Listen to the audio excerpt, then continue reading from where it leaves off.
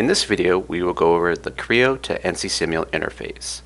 Here in Creo, we can see my manufacturing assembly of my stock, clamp, and part. The interface is built into this tab as shown, and when I click on the export icon, it starts an auxiliary application for the NC-Simul export, allowing me to export the machine, the tool library, the G-code file, and all the components such as my stock, my part, and my fixture right from Creo. When we click the green check button, NC-Simul will automatically load all the elements into our project. Step 1, decoding is complete, and now we can see that we have the stock, the part, and the fixture directly onto our 3D screen.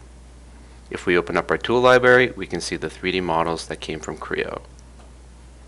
Now I'll turn on the toolpath preview and run a short simulation completing the interface process.